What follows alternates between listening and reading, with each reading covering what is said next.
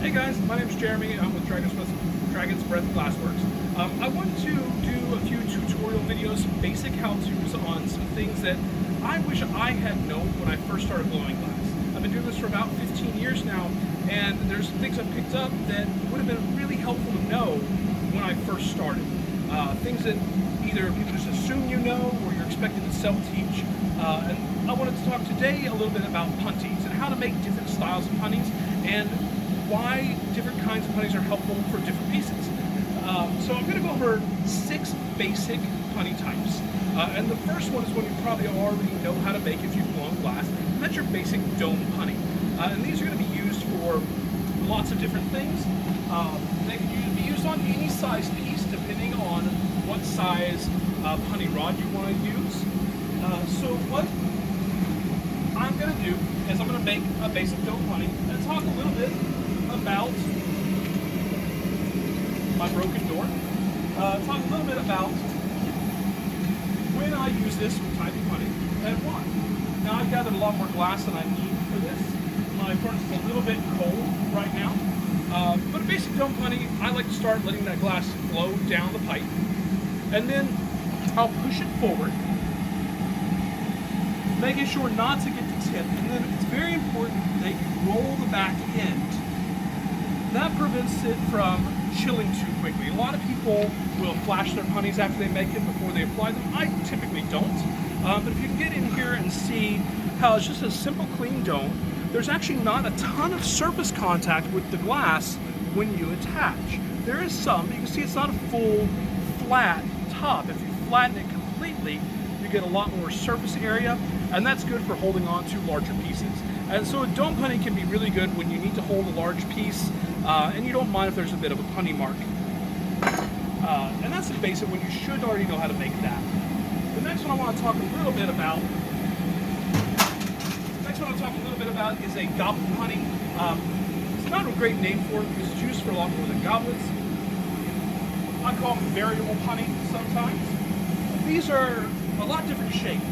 You'll need a lot less glass to make a goblet punty. I like to make sure that glass is really hot before I form it. And I start the same way. I let that glass sort of ooze down the pipe, but then instead of pushing straight forward, I get that back end up a little high and pull backwards slightly as I form. And then again, shaking that back end and then pushing forward. And on these, I will always give it a flash. And the nice thing about a goblet punty is you get to determine exactly how much surface area you have on your connection. When you go to stick this, you can have just the very tip touching, or as you push in, you sink in and get a wider connection point. So these punties are really great for delicate thin pieces because you can control exactly how much surface area you want. And as you push down, because that tip is kind of higher than the rest of it, you're not going to get a full flat connection. You'll get rings. You'll get the tip and then a sunken area that won't connect, and then the outside edge that will connect.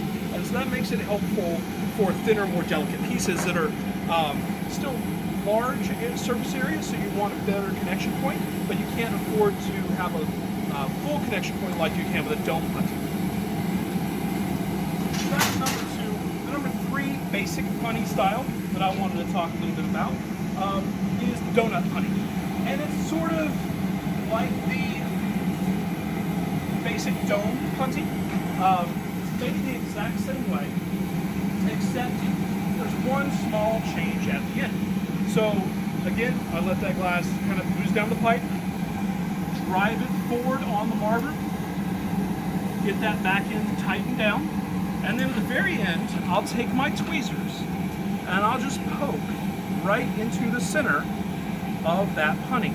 And instead of having a wider surface area, we have this area in the middle that doesn't make contact with the piece, and then you get this ring on the outside. I don't use the donut punty very often. I know a lot of glass blowers do. When I do use use it is usually on sort of a medium thickness piece, or a piece that's not large enough to need a dome punty, but not small enough to need a goblet punty. So it's a nice sort of in-between, and I know a lot of glassblowers use this exclusively, never use a donut, never use a goblet.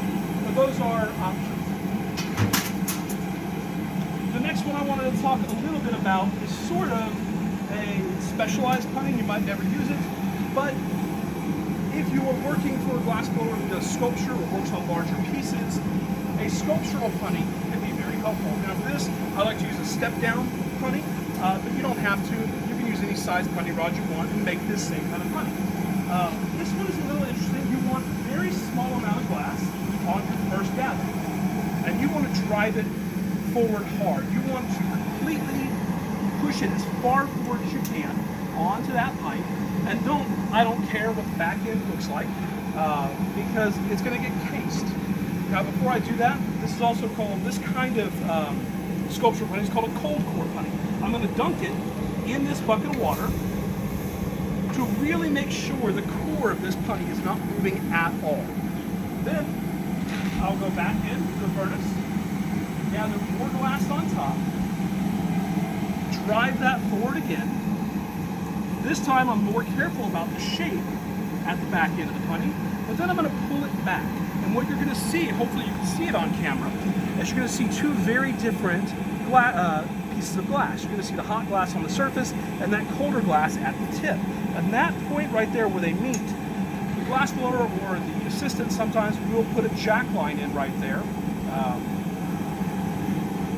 What this does is allow for a fluid connection, allows for movement on the punty, but the core of the punty is stiff and rigid and it's not going to flop around on you. And then when you're all finished with the piece, when you remove it at the end, you break it here and then you do a little cold working and that little bit is gone. These are great for sculpting. I use these a lot when I make light fixtures, because that way I drill through the top anyway. So when I make my light fixture, this little ball is left at the end of the piece, breaks off cleanly here. I don't risk tearing out that thin glass at the top, and then I can just drill around that ball with a core drill bit, which is very helpful. And the last punting we'll talk about is pretty specialized. It's a dirty punty, and you can make a dirty punty out of any of the other kinds of punties I've already talked about. But usually you do it with a goblet punty, and a dirty punty is for pieces with very thin blown feet, usually, that have a very narrow entrance. So you have to punty up inside a narrow bubble. And the advantage of a dirty punty, the way you make it, is you roll them across something like a dirty cinder block, or in this case, a bit of soft brick. And it's going to skin up the surface on the side so that if you do bump the side of your foot or your thin neck or whatever you're punting up inside of, you are not going to stick. And you're not going to leave a mark where you may have made contact.